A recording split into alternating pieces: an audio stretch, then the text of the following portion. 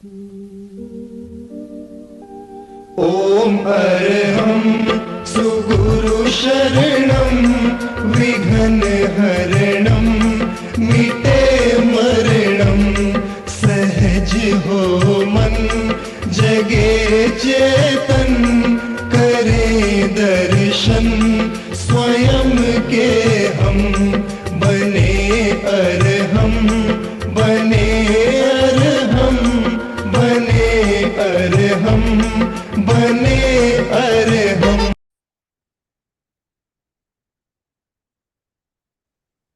Morning परम सुप्रभात। पावन परम आराध्य प्रातः स्मरणीय आचार्य श्री महाश्रमण जी के चरणों में सत सत नमन करते हुए हम आज सुबह का सेशन प्रारंभ कर रहे हैं।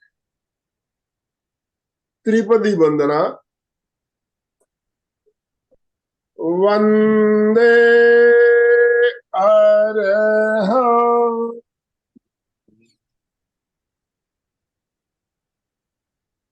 वंदे गुरु परम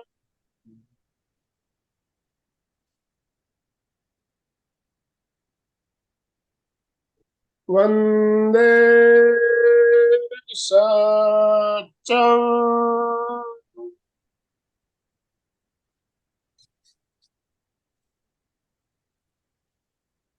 सभी को जय जिनेन्द्र, सुप्रभात, गुड मॉर्निंग। सभी को गुड मॉर्निंग। ओम अर्हम ओम अर्हम। आज गुरुवार का दिन, जैसा कि आप सब जानते हैं, गुरुवार को हमारा त्रिवेणी संगम का कार्यक्रम रहता है। एमपी के फिटनेस क्लासेस, कल्याणम योग केंद्र और संवाद इंटरनेशनल योग वर्ग, तीनों संस्थाएं मिलकर हम संयुक्त रूप से कार्यक्रम लेते हैं। तो आज के इस कार्यक्रम में हमारे साथ सोलापुर महाराष्ट्र से गौतम जी छाजेड़, जाने माने प्रेक्षा प्रशिक्षक और योगा ट्रेनर, हमारे साथ जुड़े हैं। पहले भी हमारे साथ जुड़कर बहुत ही शानदार तरीके से हमें योगाभ्यास के बारे में बताया था। तो आज का हमारा विषय है प्राणायाम क्यों और कैसे। प्राणायाम का महत्व क्या है, हमें क्यों प्राणायाम का अभ्यास करते रहना चाहिए, इसके बारे में हम बात करेंगे, चर्चा करेंगे और प्रयोग भी करेंगे। तो मैं ज्यादा समय ना लेते हुए डांगे सर आपसे निवेदन करना चाहता हूं, आप गौतम जी को वेलकम करें, उनको इनवाइट करें, उनका स्वागत करें। ओके, धन्यवाद सर। जय जिनेन्द्र, सुप्रभात, ओम। तो सभी का मैं तीनों संस्थाओं की ओर से हार्दिक हार्दिक स्वागत करता हूं। संवाद अंतरराष्ट्रीय योग वर्ग, एमपी के फिटनेस क्लासेस और कल्याणम योगा, इन तीनों संस्थाओं के माध्यम से हर बुधवार गुरुवार को जॉइंट इवेंट होती है। दुनिया के अलग अलग ट्रेनर सेवाएं देती है। तो इसके पहले भी जिन्होंने बहुत सुंदर सेवा दी है, हमारे गौतम जी चाचे सर सोलापुर से है। एमबीए मार्केटिंग है, मेडिटेशन ट्रेनर है, योगा ट्रेनर है, सोशल वर्कर है। तो बहुत ही अच्छे ट्रेनर है, क्लैरिटी उनके बातों में बहुत है। इसीलिए हमने पहले ही सोचा था कि एक सेशन उनका और होना चाहिए।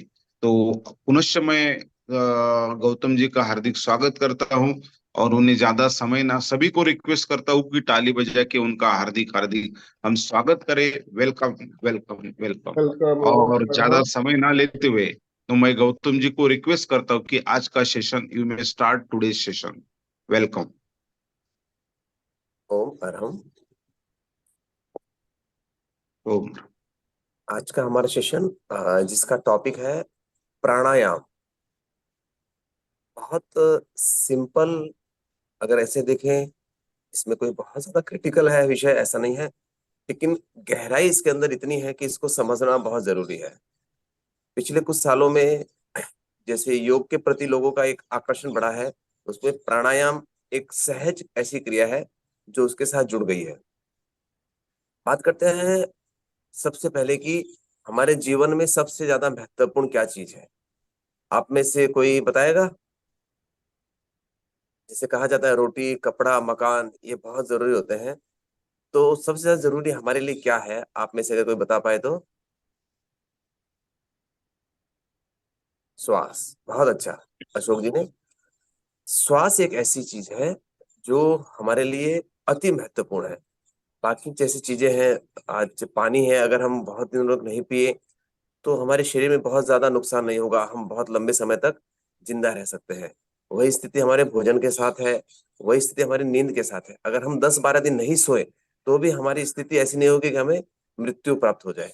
लेकिन श्वास एक ऐसी चीज है जिसको अगर 5-7 मिनट के लिए भी अगर रोक दिया जाए, 5-7 मिनट तो बहुत लंबा होता है, 2 से 3 मिनट के बाद ही सामान्य मनुष्य अनकॉन्शियस यानी बेहोश हो जाता है। तो जो श्वास का जो संबंध है वह सीधा सीधा हमारे प्राण से है। प्राण क्या है? प्राण हमारे जीवन का मूलभूत तत्व है, यानी जीवनी तत्व। अगर प्राण है तो हम हैं, अगर प्राण नहीं है तो हम नहीं।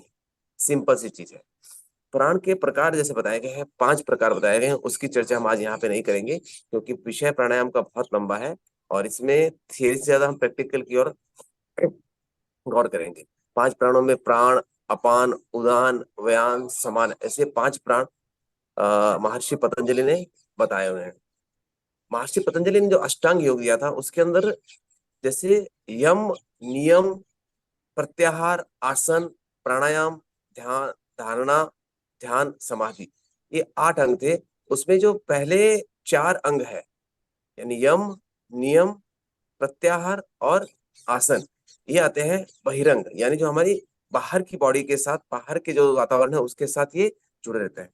और धारणा, ध्यान और समाधि, ये 3 स्थितियां होती है जो हमारे अंतरंग यानी हमारे इंटरनल पार्ट से जुड़ी होती है। अब एक बचता है प्राणायाम। प्राणायाम एक ऐसा तत्व है जो अंदर और बाहर दोनों तरफ समान रूप से काम करता है और इन दोनों के बीच में सेतु का काम करता है, यानी ब्रिज। जो बाहर के जो तत्व है और जो अंदर के तत्व है उन दोनों को समान रूप से, यानी ये फिजिकली, मेंटली और इमोशनली तीनों चीजों को कंट्रोल करता है। तो ये तो हो गया कि प्राणायाम और प्राण क्या है इसके बारे में। अब एक चीज आती है कि सबसे पहले जो हम जाने कि सावधानियां क्या होती हैं, क्योंकि जब भी हम कोई कार्य करते हैं, चाहे वह छोटा हो चाहे वो बड़ा हो, उसके लिए उसकी सावधानियां जानना बहुत जरूरी है। बेसिकली जो मिस्टेक्स जो करते हैं लोगों को हमने देखा है करते हुए, बहुत जगह पे ऑनलाइन भी ऑफलाइन भी, बहुत ज्यादा उत्साह होता है कि हमें ये चीज करनी है, लेकिन प्रॉपर जानकारी के अभाव में वो उसको गलत तरीके से करते हैं। तो होता क्या है, फायदे की जगह नुकसान होना शुरू हो जाता है। सबसे पहले इसमें जैसे लास्ट क्लास में हमने चर्चा की थी, आप अपने फिजिकल स्ट्रेंथ यानी शारीरिक क्षमता को पहचाने की, मेरी शारीरिक क्षमता कितनी है, उसके हिसाब से हमें प्राणायाम को करना है और आगे बढ़ना है।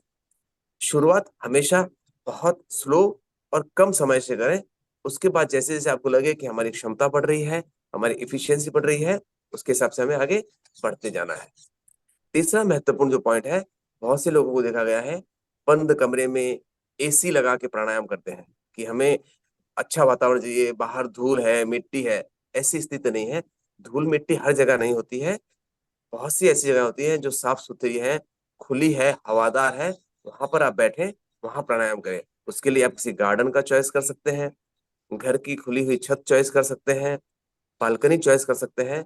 जहां पर कुछ अच्छे पेड़ पौधे हो, उस ऐसी जगह का चयन करें ताकि वहां से आपको अच्छी वायु मिल सके। समय कौन सा है प्राणायाम करने का? जैसे अभी गीत चल रहा था, या तो सुबह या शाम को योग करें, जैसे आपको समय मिले, क्योंकि डिपेंड करता है, हर किसी की लाइफस्टाइल अलग अलग है। तो सुबह का समय सर्वोत्तम, सबसे बेहतरीन समय सुबह का है, क्योंकि उस वक्त आपके शरीर की जितनी भी कोशिकाएं होती है पूरी तरह से स्वस्थ हो रखी होती हैं, उनको रेस्ट मिला होता है, वो एक तरह से फ्रेश होती हैं। उस वक्त अगर हम प्राणायाम करते हैं तो उसका इफेक्ट बहुत ज्यादा अच्छा होता है।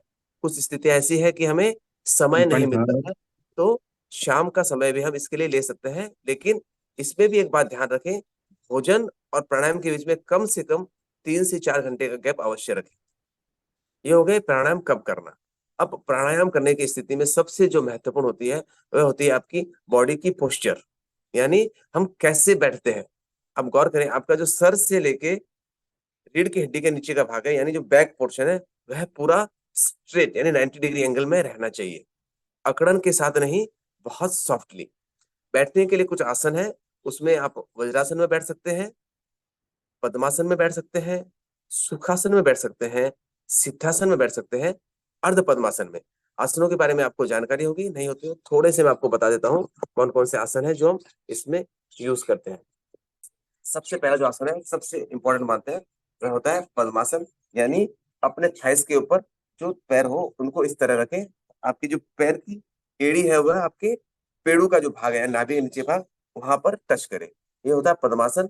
और हाथों की मुद्रा आप चाहे तो ज्ञान मुद्रा रख सकते हैं, चाहे तो वीतराग मुद्रा रख सकते हैं। इसमें 2-3 मुद्राएं और प्रयोग होते हैं, लेकिन सबसे महत्वपूर्ण मुद्राएं यही है। ये हो गया आपका पद्मासन। सुखासन यानी जिस आसन में आप बहुत आराम से बैठते हैं इन जनरल में, उसे हम कहते हैं सुखासन। इसमें पैर दोनों नीचे की ओर रहते हैं और हम सीधे स्थिति में बैठते हैं। सिद्धासन के लिए आपके पैर की जो एड़ी है उसको आपके एनस मसल और जेनेटिक ऑर्गन के बीच में जगह वहां फंसा दें, और दूसरा पैर उसके ऊपर, टखना टखने के ऊपर, और दोनों पैरों के पंजे अंदर। ये सबसे महत्वपूर्ण आसन है सिद्धासन। इसमें अगर किया जाए तो बहुत ज्यादा बेनिफिट हमें मिलते हैं। और तीसरा एक जो आसन हम और प्रयोग में लेते हैं वो होता है वज्रासन। इसमें हम घुटनों के बल बैठते हैं। अब इस आसन का प्रयोग कौन से प्राणायाम में करना है और कौन से में नहीं, उसके बारे में भी हम आगे चर्चा करेंगे। ये कुछ महत्वपूर्ण आसन हो गए जिनमें हमें प्राणायाम के दौरान बैठना है। उसके बाद शरीर की स्थिति बहुत सहज होनी चाहिए। शरीर में हमें अकड़न नहीं रखनी। बहुत से लोगों को देखा है ऐसे करके बैठते हैं, सीने को तान के बैठते हैं, या बहुत से लोग झुक के बैठते हैं। वैसे हमें नहीं बैठना है, बहुत सीधा पीछे का जो पोर्शन है वह इस प्रकार सीधा रहे। गर्दन, कमर सीधी, दृष्टि आपकी सामने की ओर, और शोल्डर जो है वो थोड़े से खुले हुए, ताकि जो लंग्स का भाग है वह हमें खुल जाए। सिद्धासन में लंबे समय तक बैठने का जो है एक बहुत महत्वपूर्ण आसन है। ये आपकी बॉडी के अंदर हिट जनरेट करता है, क्योंकि ये सीधा मूलाधार चक्र को प्रेशर करता है, तो वहां से शक्ति का उद्धारण होता है। तो शुरुआत के दिनों में आप इसको 3 से 5 मिनट तक प्रयोग करें। अगर आपको ये सूट करता है उसके लिए फिर धीरे धीरे आप उसको 3 से 4, 4 से 5 स्टेप बाय स्टेप आगे बढ़े। बहुत ज्यादा एक साथ सिद्धासन का प्रयोग नहीं करें, क्योंकि सिद्धासन के साथ बहुत से नियम भी जुड़े होते हैं। उसमें आहार होता है, ब्रह्मचर्य होता है, वह नियमों का पालन हम नहीं करते हैं। तो 3 से 5 मिनट तक का प्रयोग आपके लिए सफिशियंट है। उससे ज्यादा इस प्रयोग को नहीं करें, नहीं तो शरीर के अंदर उष्मा का बहुत ज्यादा प्रभाव हो जाता है। तो ये हो गई हमारी स्थिति सीधे बैठने की। अब कोशिश करें जब प्राणायाम करें तो आपकी आंखें बहुत कोमलता से बंद रहें। बहुत से लोग खुले आंखों से प्राणायाम करते हैं, टीवी देख रहे होते हैं, पेपर की रीडिंग कर रहे होते हैं। ये स्थितियां सामान्य तौर पर नहीं होनी चाहिए। आप आंखें बंद रखें और आपका पूरा जो ध्यान है आपकी सांस कैसे आ रही है और कैसे जा रही है उसके ऊपर रखना है। ये हो गई इसके सामान्य करने की विधि। अब इसको करना किसे नहीं है, बेसिकली अगर कोई मेजर ऑपरेशन हो रखा है उसे नहीं करना है। बहुत ज्यादा शारीरिक पीड़ा है, बीमार है, या प्रेग्नेंट लेडी है, उनको बहुत ज्यादा प्राणायाम नहीं करने हैं। उनके लिए एक आधा प्राणायाम जैसे अनुलोम विलोम हो गया या भ्रामरी हो गया, ये सफिशियंट है। बाकी प्राणायाम वो नहीं करे। और करने की इच्छा भी अगर होती है तो कोई एक्सपर्ट अगर आपके आसपास है तो उनसे सलाह लें, उस हिसाब से करें। अब हम देखते हैं प्राणायाम क्या होता है। ये 2 शब्दों से बना हुआ है, पहला होता है प्राण और दूसरा है आयाम। प्राण क्या है, हमने चर्चा की, हमारे जीवन का मूलभूत तत्व जिसके द्वारा हम जिंदा है, हमारे शरीर का नियमन होता है, नियोजन होता है, वह है प्राण। और आयाम क्या होता है, किसी चीज को बढ़ाना, किसी चीज को विस्तारित करना। विस्तारित करना का अर्थ ये नहीं है कि उसको किसी भी दिशा में लेके जाए, एकदम सम्यक दृष्टि, यानी एक पर्टिकुलर एंगल के साथ उसको बढ़ाना, उसे कहते हैं आयाम। यानी अपने जो प्राणों की क्षमता है उससे बढ़ाने को हम कहते हैं प्राणायाम। अब प्राणायाम से होता क्या है, सामान्य तौर पर श्वास हम सब लेते हैं। श्वास, हम सो रहे हैं तो भी श्वास आता है, बैठे हैं, जागते हैं, खा रहे हैं, कुछ भी हम कर रहे हैं तो श्वास आता है। लेकिन हमारा जो श्वास लेने का जो तरीका है वो थोड़ा सा गलत है। हम सीधा क्या करते हैं, सांस लेते हम सीने को फुलाने की कोशिश करते हैं, क्योंकि ये सिखाया गया है। चाहे स्कूल में पहले जब पीटी में जाते तब भी सिखाया गया, डॉक्टर के पास जाते हैं तो भी कहता है कि सांस भरो, सीना फुलाओ। ठीक है, सांस जब भरेंगे तो निश्चित रूप से हमारा लंग्स का जो पार्ट है वो काम करेगा, लेकिन सांस लेने का जो प्रॉपर तरीका है उसमें डायाफ्राम हमारा नीचे सरकना चाहिए, जैसे ही डायाफ्राम सरकेगा, हमारे दाएं और बाएं जो हमारे फेफड़े हैं उसके अंदर छोटे छोटे बबल्स हैं, उसको आप समझ सकते हैं गुब्बारे की तरह। उन गुब्बारों की क्षमता इन जनरल में 5 लीटर से 6 लीटर के आसपास होती है, लेकिन सामान्य तौर पे हम 1 से 1.5 लीटर, उससे ज्यादा श्वास का ग्रहण नहीं करते हैं। तो उस क्षमता को बढ़ाने के लिए प्राणायाम बहुत ज्यादा जरूरी है।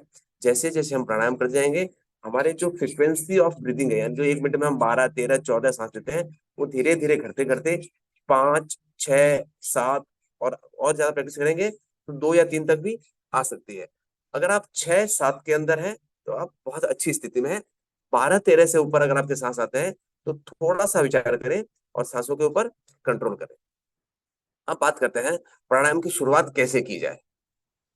नॉर्मली प्राणायाम करने का समय अभी बताया था मैंने, सुबह का समय बहुत उचित होता है, लेकिन अगर आपके पास समय नहीं है तो आप इसको शाम को करें, लेकिन भोजन के 4 घंटे बाद और प्राणायाम करने के आधे घंटे बाद तक आप किसी प्रकार का भोजन ग्रहण नहीं करें। पानी की बहुत ज्यादा आवश्यकता लगती है, तो प्राणायाम के 15 मिनट बाद पानी का सेवन करें। ठीक है, अब हम चलते हैं सीधा प्राणायाम की ओर। वैसे तो प्राणायाम काफी होते हैं, लेकिन इसमें 2 इंपॉर्टेंट प्राणायाम आ जाते हैं, एक बाह्य प्राणायाम, एक आंतरिक प्राणायाम। बाह्य प्राणायाम वह प्राणायाम जिसमें हम सांसों को बाहर निकाल के रोक देते हैं। इसमें बेसिकली बंद आते हैं, मूल बंद, उद्यान बंद और जालंधर बंद। इसके बारे में आप सबको मेरे ख्याल से बहुत अच्छी जानकारी होगी, पिछली क्लासेस में जानकारी दी गई है। और आंतरिक जो प्राणायाम है, बाकी सारे प्राणायाम आंतरिक के अंदर आते हैं। उसके अंदर उज्जाई, अनुलोम विलोम, भस्त्रिका, कपालभाति, सूर्य भेदी, चंद्र भेदी, ये उसके 2 प्रकार आ जाते हैं। शीतली, शीतकारी, बहुत से ऐसे मूर्छा प्राणायाम और छोटे छोटे प्राणायाम है, लेकिन आज हम बेसिक जो प्राणायाम है उनकी चर्चा करेंगे। प्रश्न आता है कि शुरुआत किस प्राणायाम से की जाए। सबके मन में आता है प्रश्न, कोई इसका उत्तर देना चाहेगा? कौन से प्राणायाम से शुरुआत की जाए? चलिए, कोई प्रश्न का उत्तर नहीं है। बेसिकली उन प्राणायाम से शुरुआत की जानी चाहिए जो हमारे शरीर के अंदर हीट जनरेट करते हैं। उसमें से 2 प्राणायाम आते हैं, पहला आता है कपालभाति और दूसरा आता है उज्जाई प्राणायाम। इन प्राणायामों से हमें प्राणायाम की शुरुआत करनी चाहिए। उसके बाद अगर आपके पास टाइम हो, समय हो, कपालभाति, बहुत अच्छा संगीता जी ने, कपालभाति की शुरुआत करें। उसके बाद आपके समय की अनुकूलता हो तो उज्जाई प्राणायाम का प्रयोग करें। उज्जाई प्राणायाम बहुत सिंपल, बहुत सहज प्राणायाम है। इसको बहुत लंबे समय तक करने की आवश्यकता नहीं होती है, लेकिन इसके रिजल्ट्स बहुत ज्यादा अच्छे आते हैं। उसके बाद फिर आप इसमें भ्रामरी का प्रयोग कर सकते हैं, उद्गीत प्राणायाम का प्रयोग कर सकते हैं, अनुलोम विलोम प्राणायाम का प्रयोग कर सकते हैं। प्राणायाम एक ऐसी स्थिति है जो आपको ध्यान की ओर लेके जाएगी। जैसे जैसे आप अपने सांसों के ऊपर कंसंट्रेट करेंगे, एक स्थिति ऐसी आएगी, आपको लगेगा आप बाहरी दुनिया से कट गए हैं और पूरी तरह से आप अंदर की ओर चले गए हैं। तो शुरुआत करते हैं सबसे पहले कपालभाति प्राणायाम की ओर से। कपालभाति प्राणायाम नाम आप सबने सुना है, सब आप प्रयोग करते हैं, इसके बारे में मुझे कोई शंका नहीं है, लेकिन थोड़ा सा जानने की कोशिश करें कपालभाति प्राणायाम है या नहीं है। पुराने ग्रंथ जब हम घेरण संहिता का अभ्यास करते हैं तो स्पष्ट रूप से आता है कि कपालभाति प्राणायाम की श्रेणी में नहीं आता है, ये शरीर शोधन क्रिया। क्योंकि आप एक सिंपल सा लॉजिक आप देखें, प्राणायाम का जब प्रयोग करते हैं तो सांसों को हम सीने के अंदर भरने का प्रयास करते हैं, सांसों को लेते हैं, अपने लंग्स की कैपेसिटी को बढ़ाते हैं, प्राणों को आयाम देते हैं। लेकिन कपालभाति एक ऐसी क्रिया है जिसके अंदर हम सांसों को फोर्सफुली बाहर थ्रो करते हैं। तो कपालभाति ठीक है, अब पिछले कुछ दशकों से इसे एक तरह से प्राणायाम के मानदंडों में सेट कर दिया गया, तो उसे बदलना बहुत मुश्किल है। लेकिन आप इस चीज को ध्यान में रखें, यह शरीर शोधन क्रिया है जो शरीर को साफ करती है। इसे हठ योग के अंदर प्रयोग किया जाता है। अब इसको करने की स्थिति क्या होती है? सामान्यतः आसन जैसे बताए थे मैंने, 3-4 आसन उनमें से किया जाता है, लेकिन सबसे बेहतरीन आसन होता है इसके अंदर वज्रासन। वज्रासन क्यों होता है, ये प्रश्न आना चाहिए कि क्यों किया जाए वज्रासन में। ऐसी क्या स्थिति है कि हम इसको सुखासन में नहीं कर सकते, हम इसको पद्मासन में नहीं कर सकते? इनसे पहले एक थोड़ा सा विषय में वापस विषयांतर करूंगा। कुछ लोगों की समस्या आती है, वह जमीन पर नहीं बैठ पाते हैं। आज की तारीख में कॉमन समस्या हो गई है।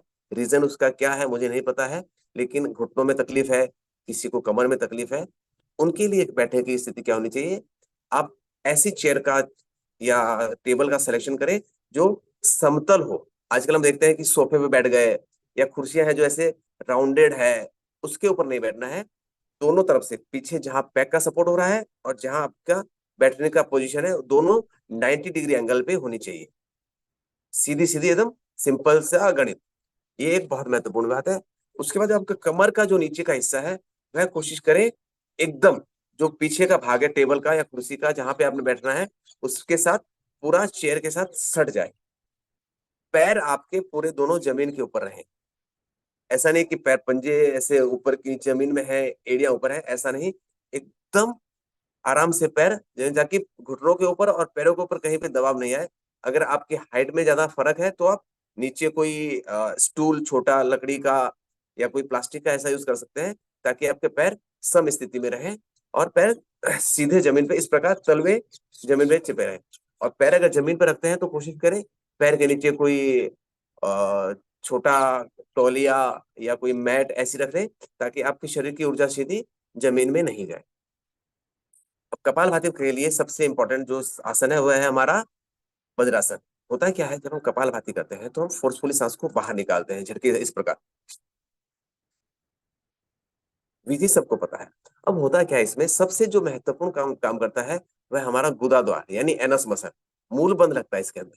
शुरुआती स्थिति में इसकी जानकारी नहीं होती है, लेकिन अगर जैसे आप 2-4 मिनट प्रयोग करेंगे तन्मय के साथ तो आपको फील होगा कि आपका जो एनस मसल है वो अंदर की ओर आ रहा है, यानी मूल बंद लग रहा है। लेकिन जब हम पद्मासन में बैठते हैं तो हमारा जो गुदा द्वार होता है, एनस मसल होता है, वो जमीन के साथ पूरा टच हो जाता है और शरीर का कुछ हिस्से का भार उसके ऊपर आता है। तो ये जो एरिया होता है वो फ्री नहीं हो पाता है और पूरी तरह से मूलबंद नहीं लग पाता है। तो कोशिश करें, अगर आपके घुटने स्वस्थ हैं, कहीं कोई तकलीफ नहीं है, वैसे मानता हूं जो इस ग्रुप में जुड़े हुए हैं सबकी घुटने बहुत अच्छे होंगे, सब बहुत आराम से बैठ सकते होंगे, ऐसा मैं मानता हूं। तो आप वज्रासन में बैठे, बैठने के बाद आपकी कमर गर्दन सीधी, आंखें एकदम कोमलता से बंद, हाथों को आप इस प्रकार सामने थोड़ा सा करके रखें, बहुत ज्यादा झुकाए नहीं, बहुत ज्यादा झुकाएंगे तो कंधे आपके झुक जाएंगे। चाहे तो इस प्रकार आप यहाँ पे ये जो हाथ है उसकी मुद्रा करके अपने थाइस पे रख सकते हैं। आंखें एकदम कोमलता से बंद रखें, साथ में प्रयोग कर सकते हैं। फोर्सफुली सांस को बाहर निकालने का प्रयास करना है। इस शुरुआत में अगर ऐसा लगता है कि हम सांस नहीं निकाल पा रहे हैं तो हाथों का सहारा लेके थोड़ा सा इसको अंदर पुश करना इस तरह।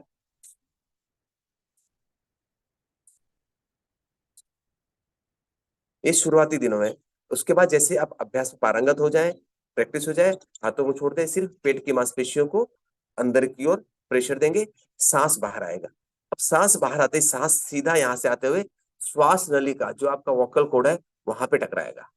अगर आप इसको ध्यान से करेंगे तो ये चीज आप बहुत अच्छे से महसूस करेंगे कि कपाल भाती करते वक्त सांस सीधा बाहर थ्रो नहीं होता है, पहले यहाँ पे टकराता है, उसके बाद वो बाहर निकलता है। तो एक प्रयोग शुरू करें। प्रयोग शुरू करने से पहले सावधानी जो बताई थी वापस बताता हूँ। जिनका कोई मेजर ऑपरेशन हुआ है पेट का, उन्हें नहीं करना है। हाई बीपी, हार्ट की अगर किसी को तकलीफ है, उन्हें इस प्राणायाम को, इस क्रिया को नहीं करना है। या और कोई ऐसी स्थिति जिसको आप अनकंफर्टेबल है तो भी आप इसको नहीं करें। करने की फ्रीक्वेंसी क्या होनी चाहिए? बहुत लोगों को हमने देखा है कि बहुत फास्ट इस प्रकार इस प्राणायाम को करते हैं, ये अच्छी स्थिति नहीं है। बहुत सिंपल और स्टैंडर्ड जो है 1 सेकंड 1 स्ट्रोक, इससे ज्यादा करने की आवश्यकता नहीं है। क्योंकि फर्स्ट जो क्लास है, धीमी आंच पे सिका हुआ खाना ही बहुत अच्छा होता है। तो ये भी एक तरह से यहाँ पे अंदर हीट जनरेट करता है। आप माने या नहीं माने, कपालभाति के अंदर आपके शरीर के अंदर बहुत ज्यादा ऊष्मा और ऊर्जा का संचार होता है। और बहुत सामान्य गति से बहुत आराम से करें। 1 सेकंड 1 स्ट्रोक, पूरा ध्यान आपका आपके जो गले का भाग है वहां पर, आंखें कोमलता से बंद, और इसका प्रयोग शुरू करें।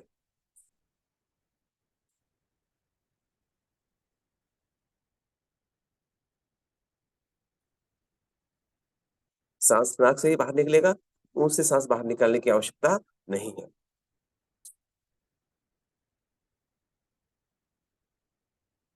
पूरा ध्यान आपका आपकी सांसों के ऊपर, सांस किस तरह से बाहर जा रहा है। अब यहाँ पे एक प्रश्न होता है कि सांस लेना कब है। सांस लेने का आपको विशेष प्रयास इसमें नहीं करना है। जो आपका शरीर का जो सिस्टम है वह सांस को ऑटोमेटिक, जैसे ही आपका गैप होगा तो सांस को अंदर ग्रहण कर लेगा। अब ये प्रश्न आता है कि इसको कितनी देर तक किया जाए।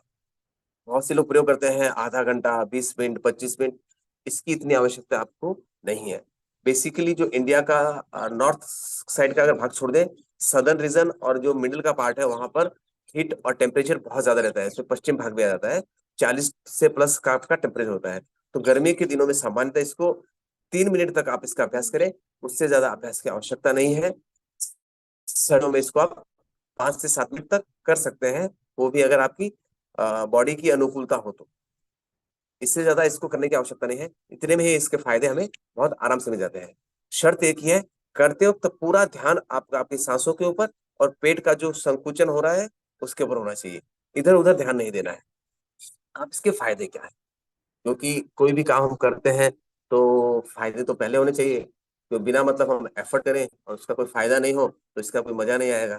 तो फायदे इसके बहुत ज्यादा है। इसका जो नाम है कपाल भाती, कपाल यानी जो आपका ये फोरहेड है, ललाट है, और चेहरे का जो भाग है उसको कपाल भाती में कपाल के अंदर लाते हैं। और भाती यानी स्पार्क, यानी चमक। जो इस प्राणायाम को करता है उसका चेहरा चमकने लगता है। तो जो हम एक्स्ट्रा एफर्ट करते हैं चेहरे को चमकाने के लिए, सलून जाते हैं, ब्यूटी पार्लर जाते हैं, जो भी मैडम बता रहे हैं कि हम मेकअप करते हैं, उसकी हमें आवश्यकता नहीं पड़ेगी।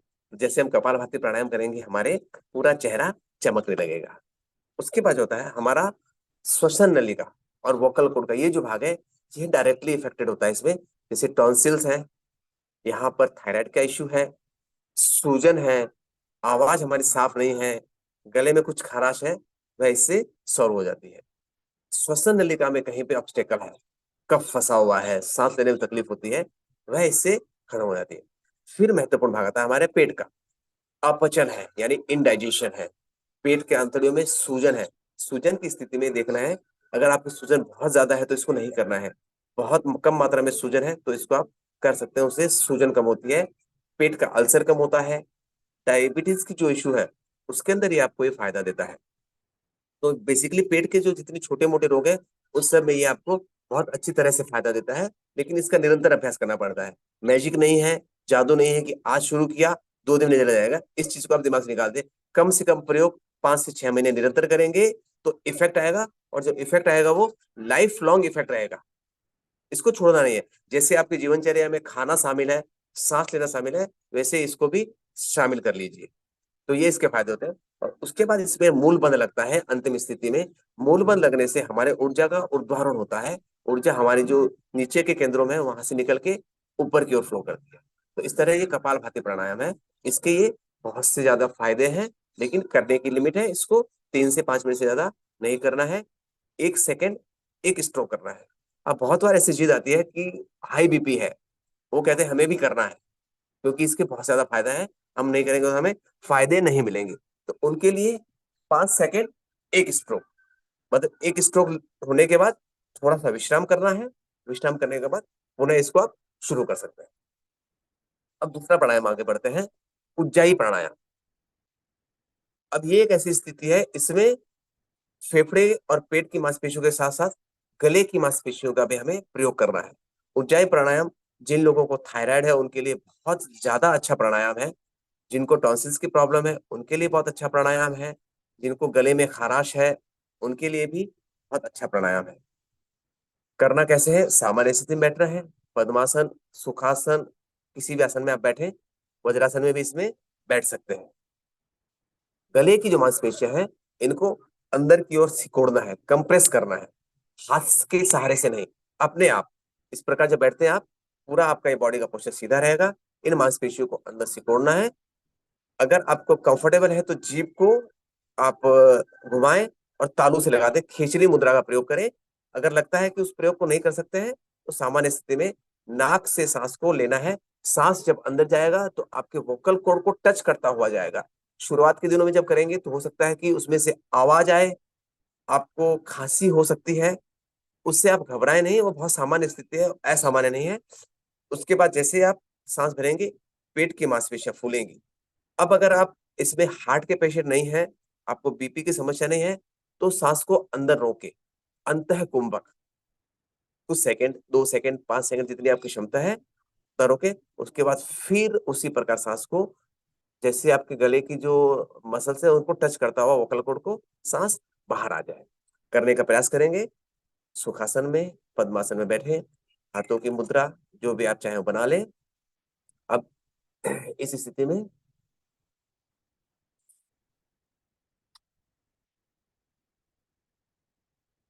थोड़ा सा आप गले की ओर देखने का प्रयास करें। ये देखिए, गले की जो मांसपेशियां उनको अंदर की ओर सिकोड़ने का प्रयास करना है। उसके बाद नाक से सांस अंदर भरना है। जिनका अभ्यास है उनका सांस टच करते हुए जाएगा तो भी आवाज नहीं आएगी। जो नए साधक है उनकी आवाज थोड़ी आ सकती है, घबराए नहीं, ये कोई असामान्य स्थिति नहीं है। सांस भरने के बाद सांस को अगर पॉसिबल है तो अंदर रोके, पॉसिबल नहीं है तो सांस को उसी प्रकार वापस बाहर निकाल दें नाक के माध्यम से।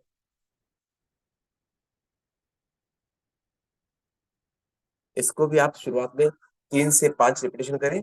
अगर आपके पास समय ज्यादा है तो इसको 12 से 15 रिपीटेशन भी आप कर सकते हैं। बहुत अच्छा प्राणायाम है जो आपका वोकल कॉर्ड है, जो गले का भाग है उसके लिए। इसका नाम उज्जाई प्राणायाम। इसकी भी सावधानियां, अगर टॉन्सिल बहुत ज्यादा है उस स्थिति में नहीं करें, गले में बहुत ज्यादा दर्द है तो नहीं करेंगे, या कोई मेजर ऑपरेशन कहीं पे हो रखा है, पेट का, छाती का, हार्ट का, उस वक्त को छोड़ के बाकी सामान्य स्थिति में इसको किया जा सकता है। तीसरा प्राणायाम आता है उज्जाई प्राणायाम, सॉरी भस्त्रिका प्राणायाम। भस्त्रिका एक बहुत महत्वपूर्ण प्राणायाम है।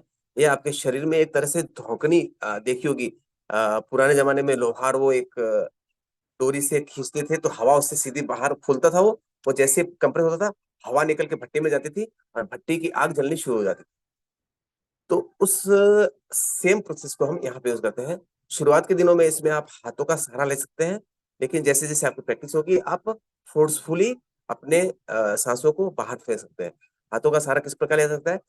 हाथों को दोनों ऊपर करें, पूरा सांस भरे, सांस छोड़ते हुए स्लोली फोर्सफुली। अब इसमें होता क्या है, 2-3 चीज होती है। कफ बाहर आ सकता है, थोड़ा थूक बाहर आ सकता है, क्योंकि फोर्सफुली हम बाहर इसको निकाल रहे हैं। तो सामान्य स्थिति है, उसमें आप एक रुमाल टॉवेल को अपने पास रखें तो अपने मुंह को आप पहुंच सकते हैं। शुरुआत में इसको झटके के साथ हाथ को नीचे लेना है, सांस को फोर्सफुली बाहर।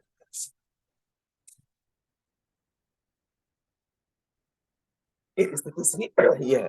दूसरी स्थिति, आप सांसों को हाथ सामने की ओर करके इस प्रकार,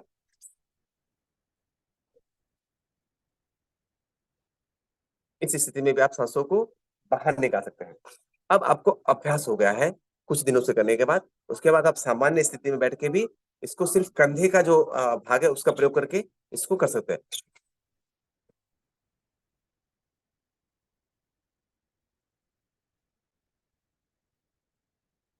इस प्रकार भस्त्रिका का प्रयोग किया जाता है।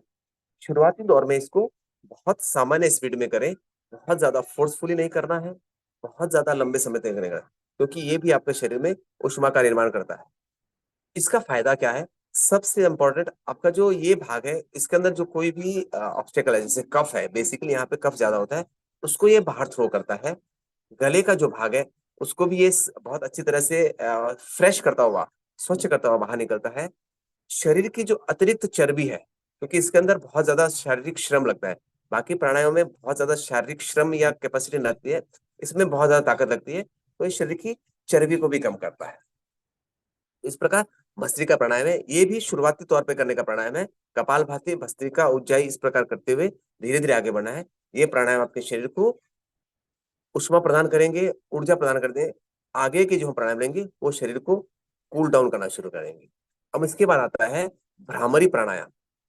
बहुत महत्वपूर्ण प्राणायाम, शारीरिक, मानसिक, भावनात्मक तीनों बैलेंस आपके बॉडी में लेके आता है, फिजिकली, इमोशनली और स्पिरिचुअली। करने की विधि बहुत सामान्य है। आपके 2 अंगूठे, अंगूठों को कान का जो भाग है उससे धीरे से क्रॉस करना है। आपका बाकी के जो फिंगर्स हैं वो आपके चेहरे पे रहेंगे, उसमें से जो मिडल फिंगर है उसको आप यहाँ पे देखिए, कान और सॉरी आंख और नाक के जहाँ पे संधि स्थल है, यहाँ का जो भाग है, यहाँ पर धीरे से इसको पुट करना है। बहुत ज्यादा दबाव नहीं देना है, सिंपल दबाव इस प्रकार देना है। जो इंडेक्स फिंगर है वो आंखों के ऊपर कोमलता से रहेगी, प्रेशर नहीं देना है। यानी एक तरह से आप पूरी तरह से दुनिया से कट जाएंगे, ये स्थिति आएगी। अब इसमें पहले सांस को भरना है, सांस को छोड़ते हुए इसमें आप प्रयोग में 2-3 चीजें कर सकते हैं। एक तो ओम का नाद कर सकते हैं, दूसरा सिर्फ हमिंग कर सकते हैं। दोनों का प्रयोग आप करने का प्रयास करें। देखें, सीधा बैठे, कमर की स्थिति एकदम सीधी, सामान्य, अंगूठे से कानों को बहुत ज्यादा दबाव नहीं देना है, सामान्य दबाव के साथ बंद करें, आंखों को कोमलता से बंद, दोनों जो आपके मिडल फिंगर है वो आपके नाकों की संधि स्थल के ऊपर, पूरा सांस भरें,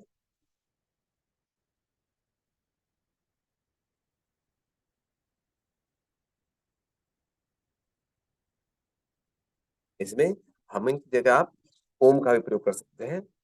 एक बहुत महत्वपूर्ण प्राणायाम, फायदे इसके जो है, आप देखिए आज की तारीख में दो तीन जो बड़ी समस्या है, तनाव बहुत ज्यादा रहता है। हर किसी को कहते हैं कि बहुत टेंशन है मुझे। टेंशन किस बात का है वो तो हमें नहीं पता है, लेकिन टेंशन बहुत ज्यादा है। इसके बारे में छोटी सी कहानी बताता हूँ, शायद आप समझेंगे टेंशन क्या होता है। एक जंगल में एक राजा हुआ करते थे, लॉयन, शेर जिसको कहते हैं, उनकी मृत्यु हो गई। और मृत्यु होने के बाद जंगल के सब जानवरों ने एक मीटिंग बुलाई कि अब राजा जी तो नहीं रहे, हमें दूसरा राजा अपॉइंट करना है। और बैड लक था कि राजा जी की कोई संतान नहीं थी, नहीं तो वो उसको राजा बना देते। तो उन्होंने पूरे जंगल में एक सर्च किया कि राजा जी के जैसे कौन दिखते हैं। तो राजा जी के चेहरे पे बाल थे बड़े बड़े, ऐसे बड़े अच्छे दिखते थे। तो उन्हें एक बंदर दिखाई दिया कि बंदर के भी चेहरे पे दाढ़ी जैसी है, बाल है, हम इनको राजा जी बना देते हैं, क्योंकि उनके भी दांत ऐसे शार्प है, पूंछ भी है, राजा जी जैसे सब कुछ स्थिति राजा जैसी है। और वो उनसे ज्यादा है, बेटर है, क्योंकि राजा जी सिर्फ जमीन पे चलते थे, ये तो पेड़ पे भी चढ़ सकते हैं। तो उन्होंने बंदर को राजा बना दिया। अब राजा का काम होता है जनता की समस्याओं का समाधान करना। तो अब हर किसी को समस्या आती है जंगल में, तो महाराज के पास जो बंदर है उनके पास जाते हैं कि महाराज हमें ये समस्या है, आप इसका समाधान कीजिए। अब महाराज कहते हैं मैं बहुत बिजी हूँ, मेरे पास टाइम नहीं है, आप बाद में आना। दूसरों की तरक्की देख के लोग देखते हैं, ये तो सबसे बड़ी बात है। तो अब वो राजा जी बन गए। अब वो राजा जी जो भी आए उनको एक ही बात कहे, भाई मैं बहुत बिजी हूँ, आप बाद में आना। अब लोग देखे वो काम तो कुछ कर नहीं रहे हैं। तो एक ने हिम्मत करके पूछी, राजा जी आप काम क्या करते हैं? तो राजा जी ने कहा, तू देख नहीं रहा, मैं पेड़ के ऊपर चढ़ता हूँ, छलांग लगाता हूँ, उस पेड़ पे जाता हूँ, फिर नीचे उतरता हूँ, फिर ऊपर चढ़ता हूँ, कितना काम है मेरे पास, तुम्हें क्या लगता है ये सामान्य काम है? तो आज के मनुष्य की स्थिति यही है, काम तो कुछ भी नहीं है, उसने अपने आप को बिजी बना दिया है। ये भी करना है, वो भी करना है, जिन कामों की आवश्यकता नहीं है उनको भी हम करने के लिए पीछे भाग रहे हैं। तो उस स्थिति में एक तनाव पैदा होता है, क्योंकि बॉडी की कैपेसिटी होती है, उससे ज्यादा हम वर्किंग करेंगे तो उसमें तनाव आ जाएगा। तनाव सिंपल शब्द है, उसको आप समझने की कोशिश करें कि मानसिक होता तनाव ऐसा नहीं है। अगर मैं आपको कहूँ, आपको हाथ को सीधा करके रखना है और इस स्थिति में आपको 1 मिनट तक रुकना है, आप देखेंगे बहुत ज्यादा लंबे समय तक आप इस हाथ को सीधा या बिना हिले डुले नहीं रह सकते। थोड़ी देर बाद आपको लगेगा यहाँ पे दर्द होने लगा है, यहाँ पे दर्द होने लगा है। ये जो दर्द है, यह तनाव है। बस सिंपल स्थिति में आप इसको समझ सकते हैं, अपनी क्षमता से ज्यादा जब हम काम करते हैं तो हमें तनाव आना शुरू हो जाता है। तो अपनी क्षमता को पहचाने, उसके हिसाब से काम करें।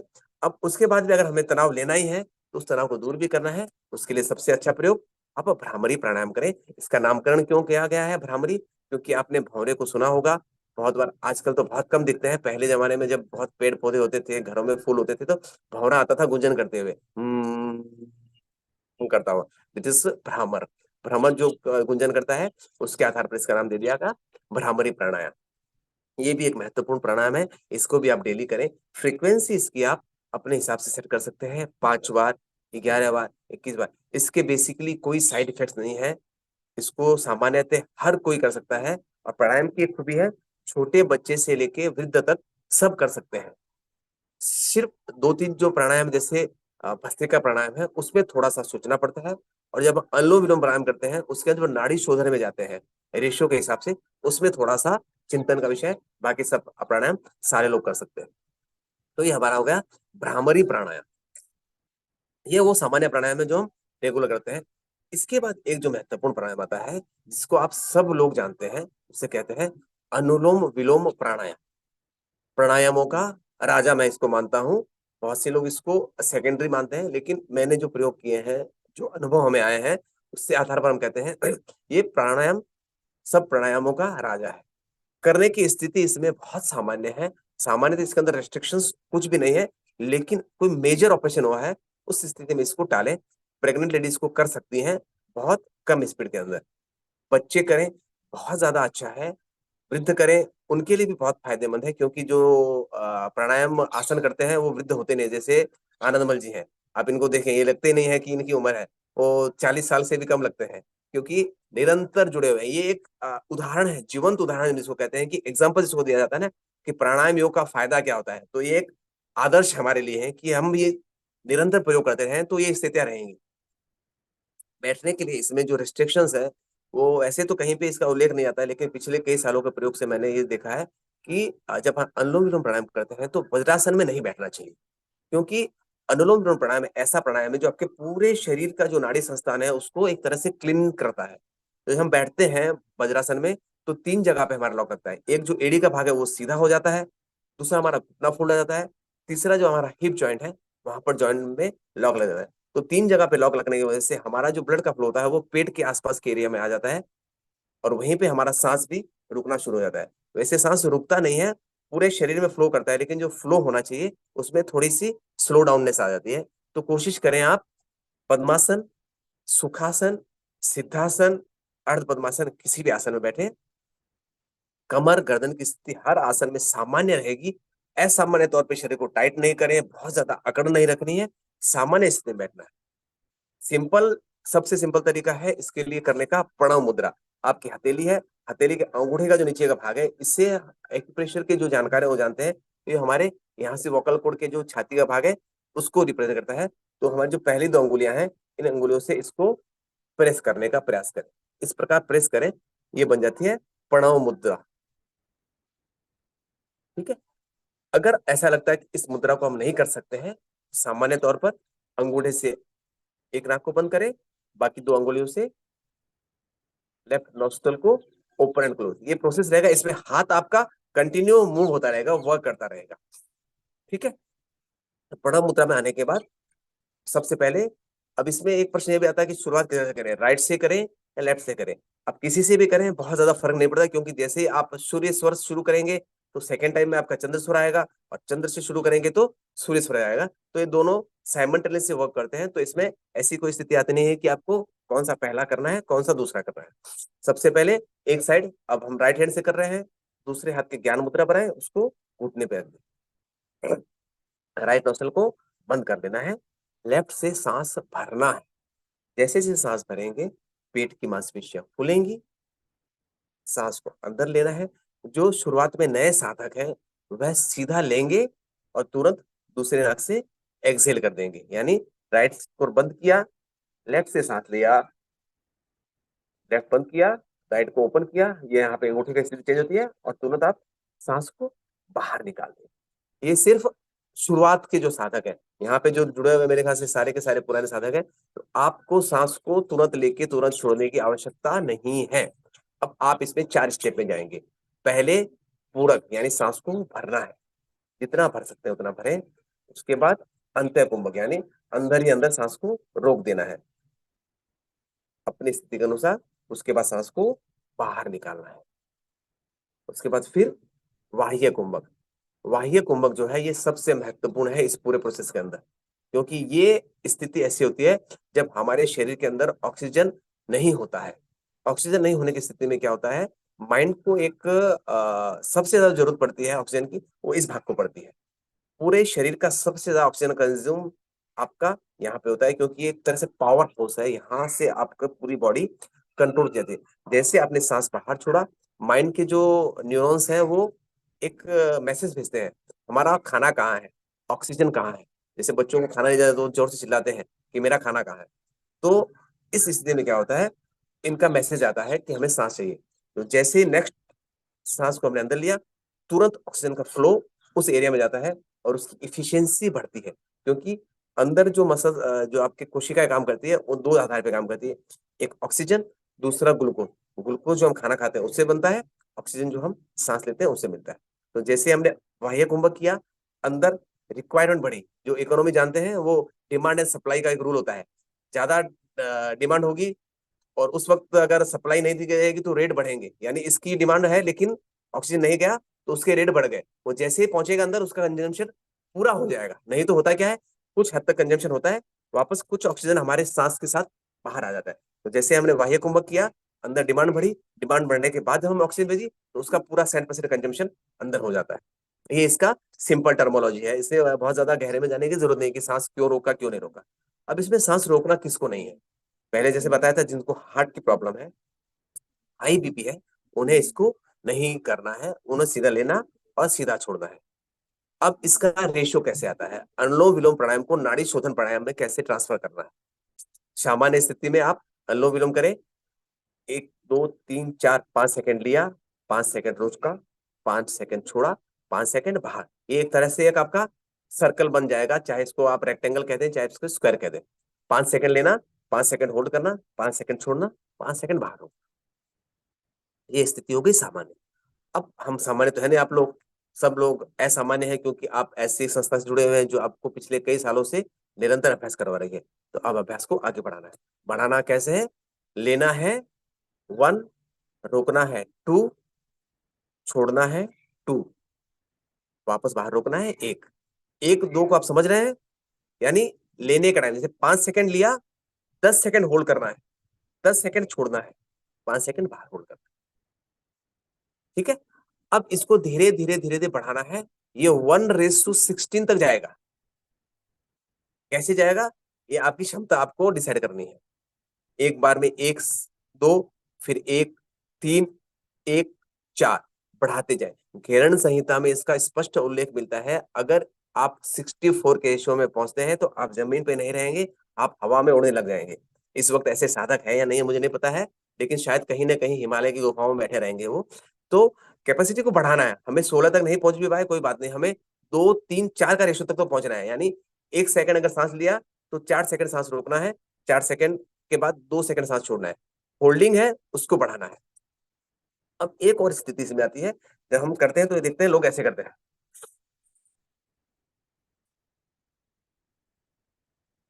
नहीं करना है। प्राणायाम के अंदर कंधों का कहीं कोई इस्तेमाल नहीं है, सिर्फ अगर भस्त्रिका को छोड़ दें तो।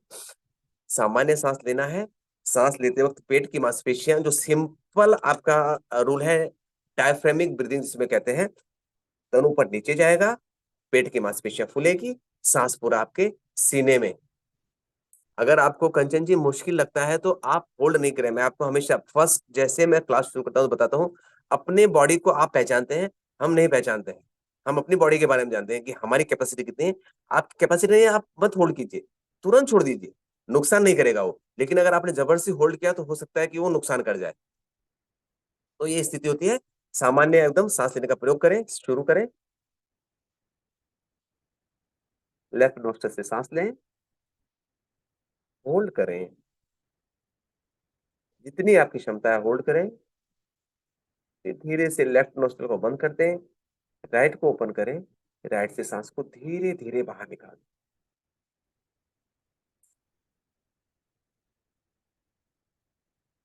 वापस अपनी क्षमता के अनुसार बाहर रुकना है। फिर धीरे से राइट नोस्ट्रल से सांस लेना है।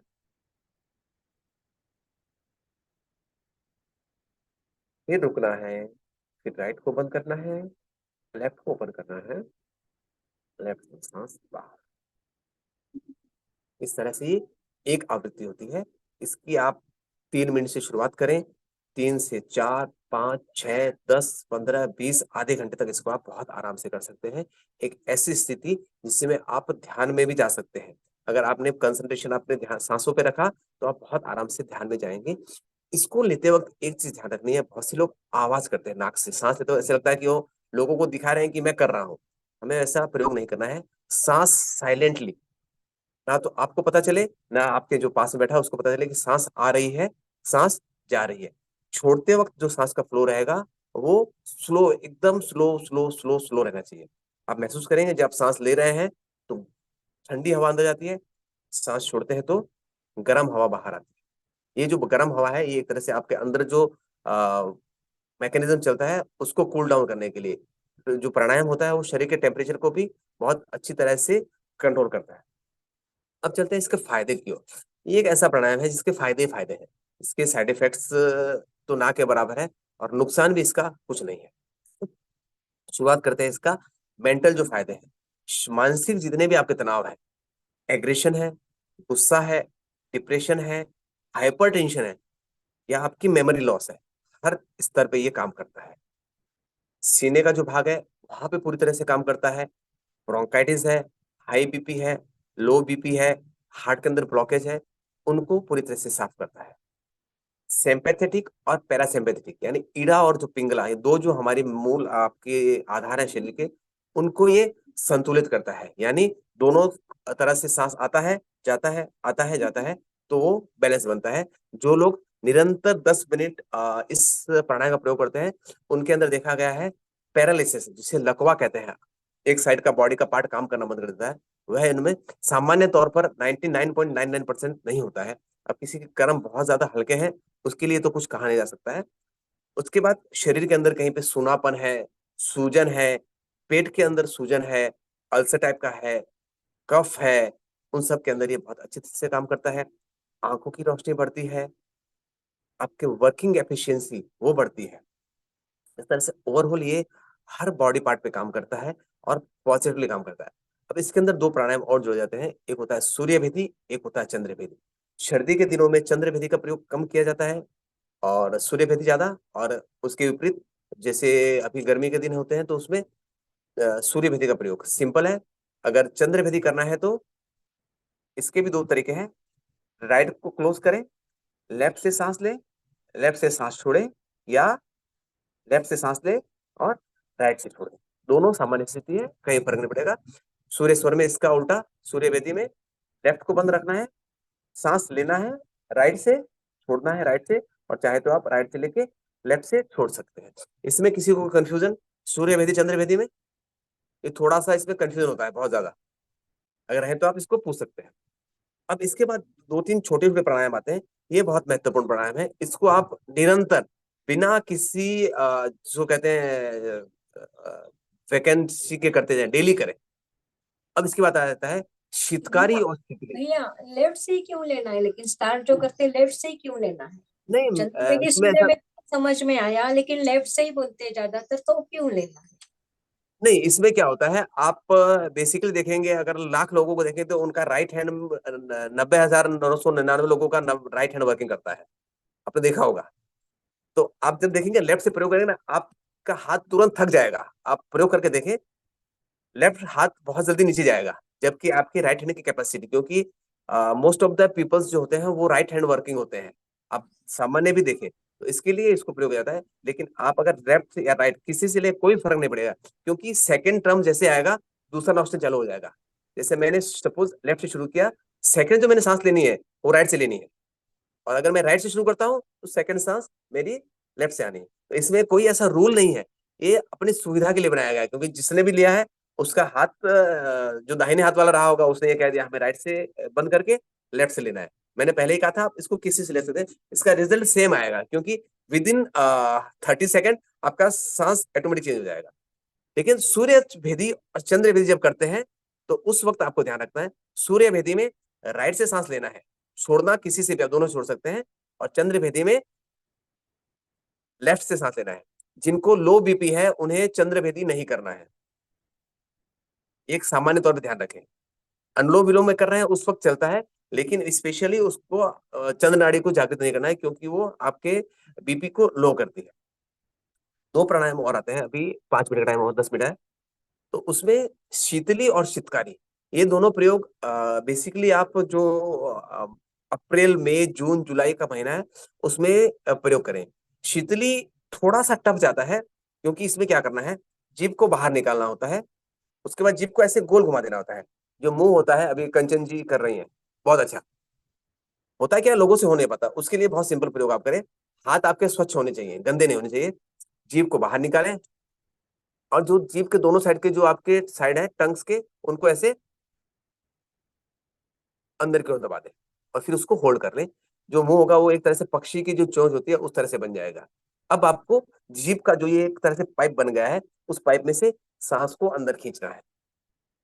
सांस को अंदर खींचने के बाद अगर आपकी क्षमता है तो इसको आप, जी संगीता जी बताता हूँ, चंद्र पे इसके बाद बताता हूँ। तो उस स्थिति में क्या होगा, हवा पूरी आपकी अंदर जाएगी, फिर आप मुंह को सामान्य कर दें, मुंह को बंद कर दें। अगर आपकी क्षमता है रोकने की अंत कुंभक की तो रोके, अदरवाइज नाक से वापस एक्सहेल कर दें, जिसे हम कहते हैं रेचन। ठीक है, ये हो गया शीतली। इसका प्रयोग जिनको कफ है उनको नहीं करना है, जिनको लो बीपी है उनको नहीं करना है, किसी को ठंडी का ज्यादा इश्यू है, जिसको जैसे बहुमूत्र की तकलीफ है, उनको भी इसको नहीं करना है। और दिसंबर जनवरी में इसका प्रयोग बिल्कुल भी नहीं करें। और जहां पे ज्यादा ठंड पड़ती है मार्च तक, वहां पर भी इसको नहीं करना है। इसी का एक बड़ा भाई है शीतकारी। उसको करने के दो तरीके हैं। दांत जो है वो आप जोड़ लें, बहुत ज्यादा चेहरे के ऊपर आपको दबाव नहीं लाना है, चेहरा सामान्य, आंखें सामान्य। उसके बाद चाहे तो जीभ को उलट के आप तालू पे लगा के खींचने मुद्रा करें, वो अगर संभव नहीं है तो उसको हवा में लटक रहने दें। और यहाँ से आवाज करते हुए, तो जैसे आप हवा अंदर खींचेंगे एक आवाज आएगी इस तरह से।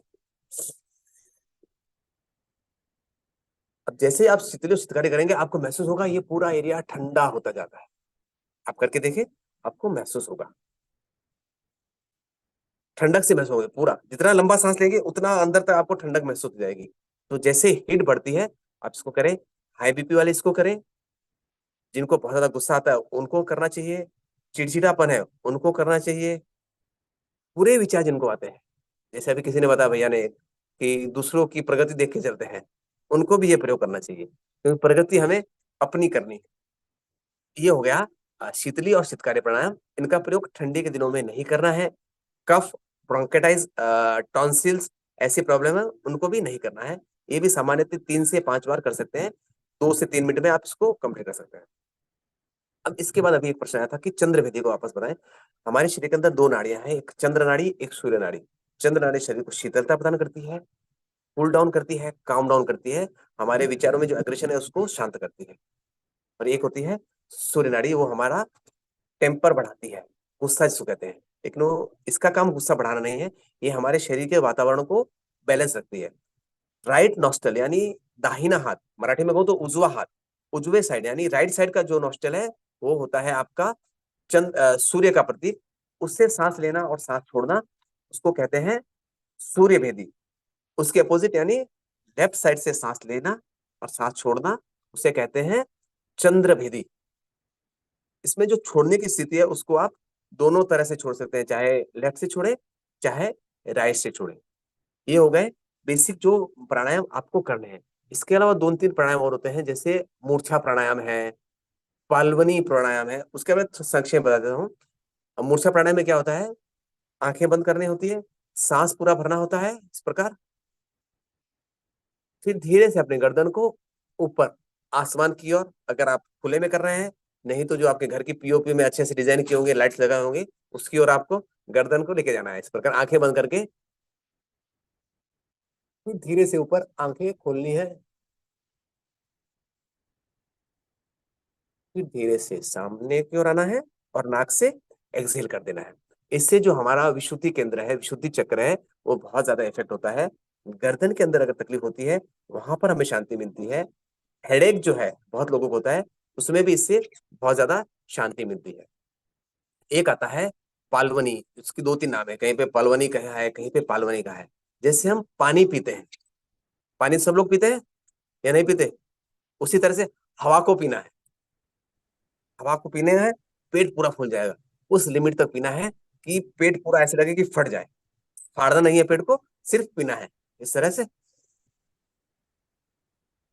इसमें आप चाहे तो मुंह का प्रयोग कर सकते हैं, मुंह से भी हवा को अंदर भर सकते हैं। पहली बार भरने के बाद दोबारा तो कंपल्सरी भरना ही भरना है। भरेंगे आपको लगेगा पेट पूरा फूल गया है। 2 सेकंड, 4 सेकंड, 5 सेकंड तक रुके। रुकने के बाद धीरे से नाक के माध्यम से सांस को बाहर निकाल दें। तो ये वह सामान्य प्राणायाम है। इसके अलावा भी बहुत से कुछ प्राणायाम है, उनका जिक्र यहाँ पे नहीं करेंगे क्योंकि उनके लिए विशेष अभ्यास की आवश्यकता होती है। जैसे व्यक्तक्रम कपालभाति है, उत्क्रम कपालभाति है, उसमें सांसों का साथ पानी का प्रयोग भी किया जाता है। तो उनका प्रयोग हम यहाँ पे नहीं करेंगे। अब एक और महत्वपूर्ण प्रश्न आता है कि प्राणायाम क्यों करना चाहिए। ये शुरुआत में भूल गए थे, उस वक्त मेंबर भी कुछ कम थे। प्राणायाम क्यों करना चाहिए। हमारे शरीर के अंदर 3 तत्व बताए गए हैं, वात, कफ और पित्त। पतंजलि योग का जिन्होंने अभ्यास किया है, ये जो सूत्रों का अध्ययन किया है, उनमें महर्षि पतंजलि ने बहुत स्पष्ट तौर पे कहा है, जो कफ और पित्त है वो पंगु है, यानी वो लंगड़े हैं, वो चल नहीं सकते हैं अगर उसको वात का सहारा नहीं मिले।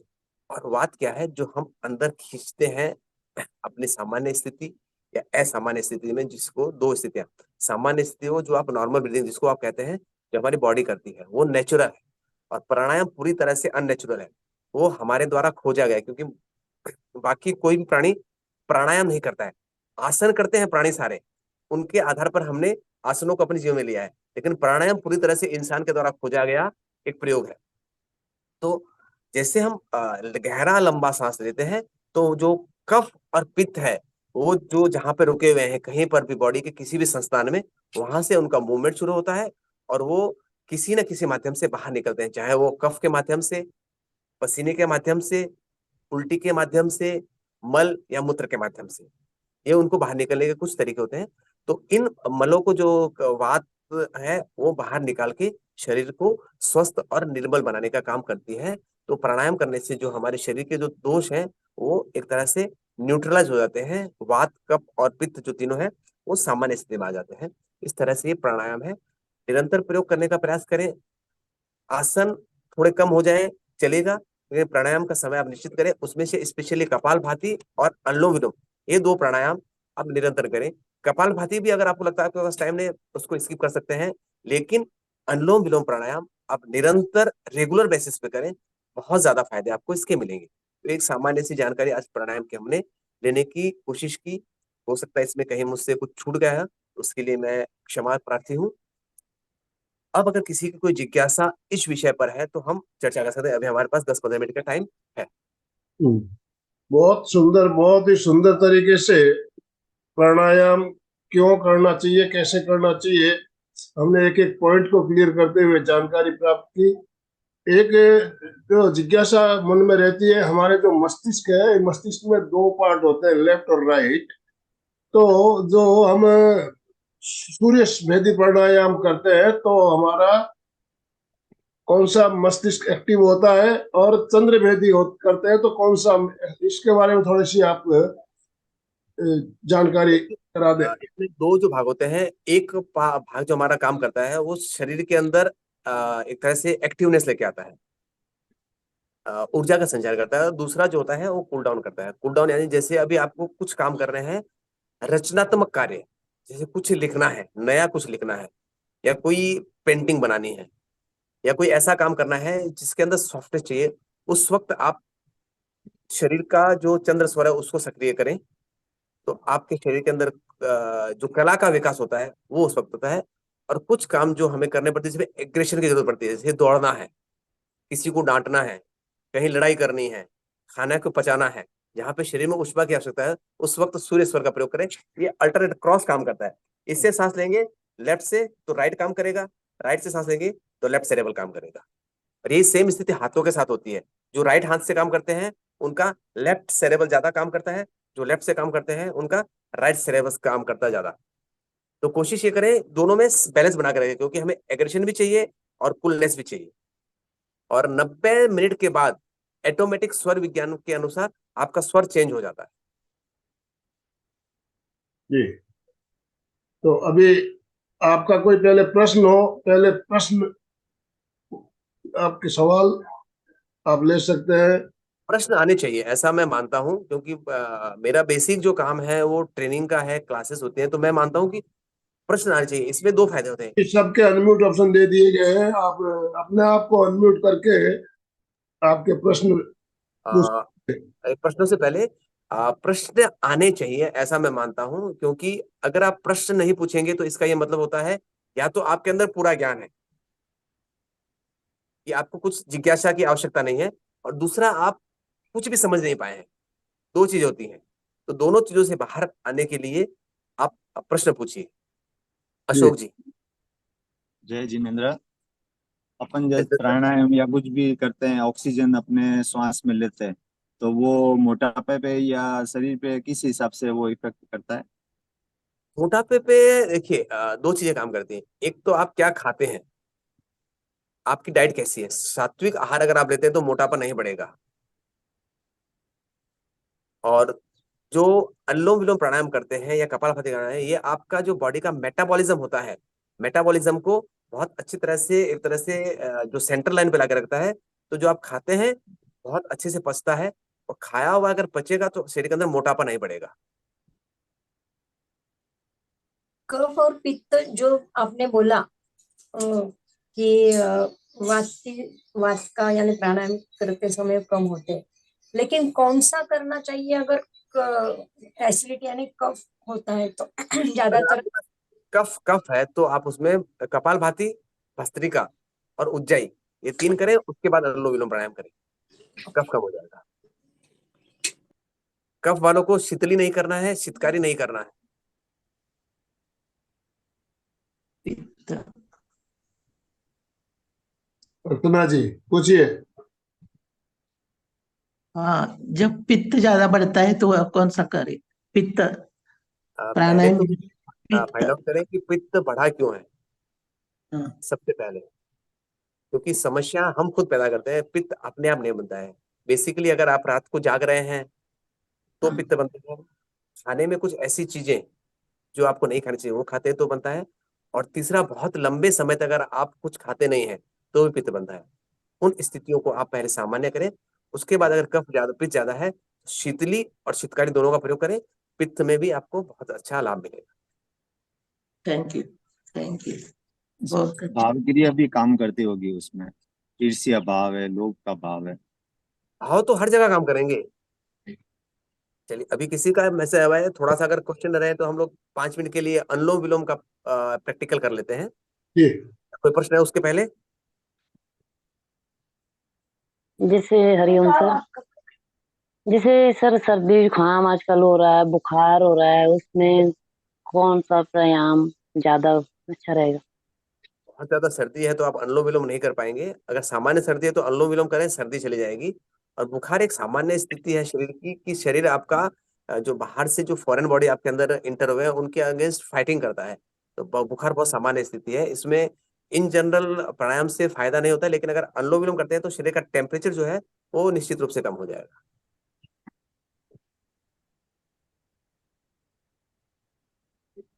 तो 3 से 4 मिनट ओके। का हम प्रैक्टिकल कर सकते हैं, 5 मिनट।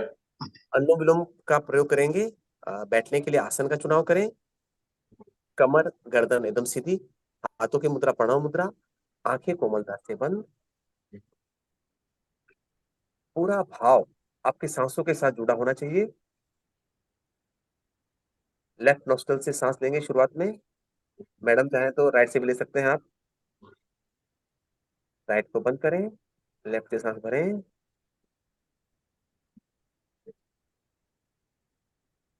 सांस को अंदर रोकने का प्रयास करेंगे। धीरे से लेफ्ट को बंद करें।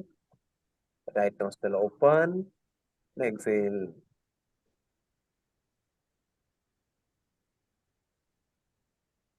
कुछ क्षण बाहर रुकने का प्रयास करें। फिर राइट नोस्ट्रल से सांस भरें। अंतः कुंभक करेंगे। लेफ्ट नासिका से एक्सेल।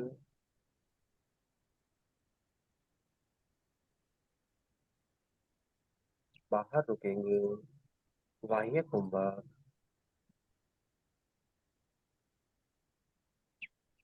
वापस बाएं तरफ से सांस भरें।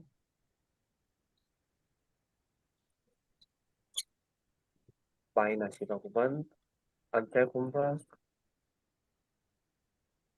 Right nostril open, Excel.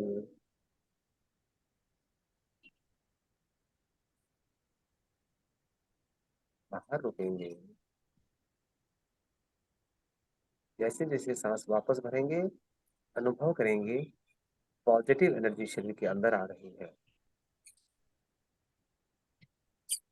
पूरा शरीर सकारात्मक ऊर्जा से भर रहा है।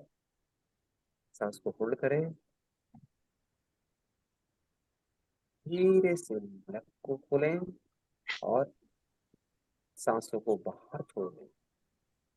अनुभव करें जैसे जैसे सांस जा रही है, शरीर की नेगेटिविटी बाहर जा रही है।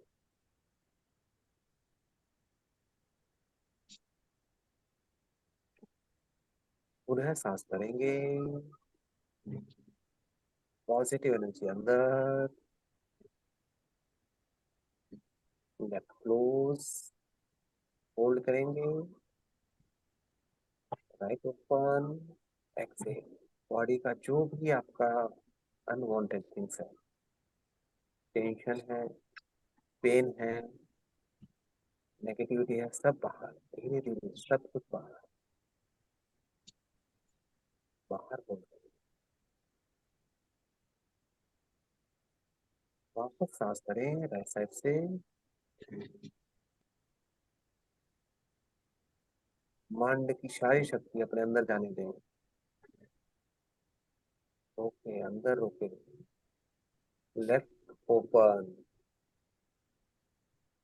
शरीर की जो भी अनवांटेड थिंग्स हैं, बुरे विचार हैं, टेंशन है, सबको बाहर।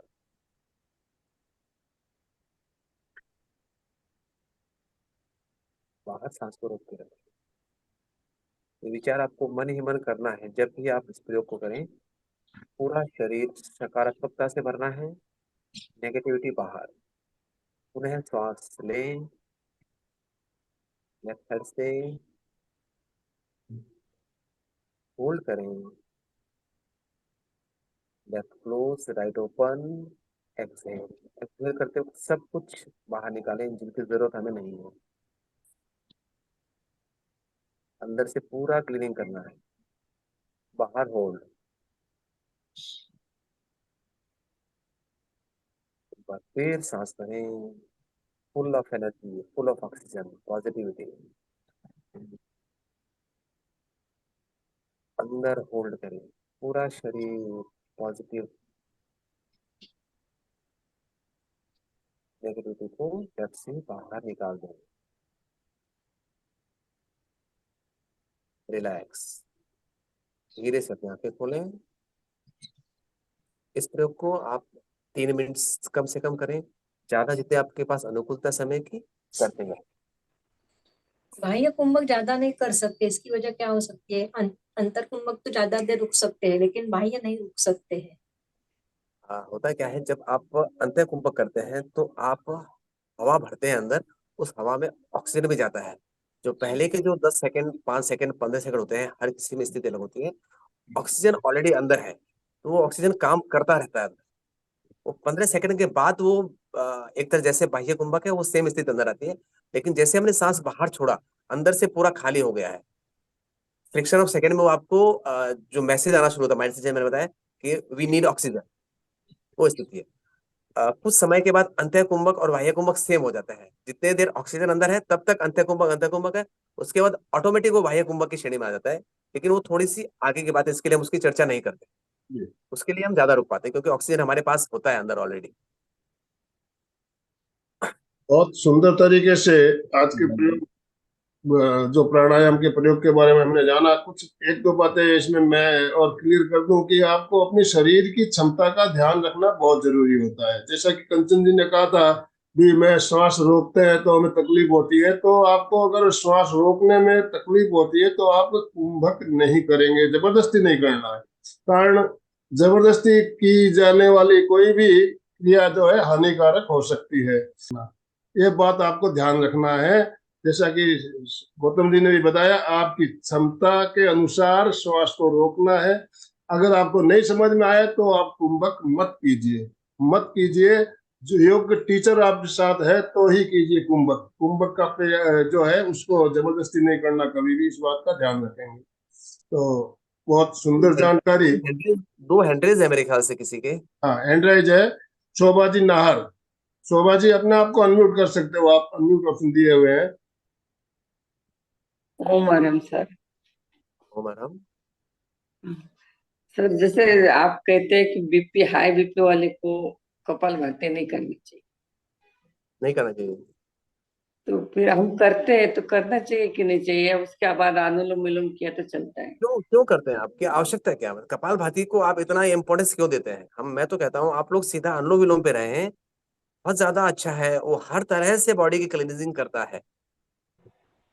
अनुलोम विलोम करें, बीपी कंट्रोल में रहेगा, इमोशंस कंट्रोल में रहेंगे, एक्स्ट्रा बॉडी के अंदर जो टॉक्सिन्स है वो सारे ऑटोमेटिक, वो जो अनुलोम विलोम करते हैं ना, एक तरह से पाइप है, हवा इधर से जा रही है, इधर से अंदर बाहर, अंदर बाहर।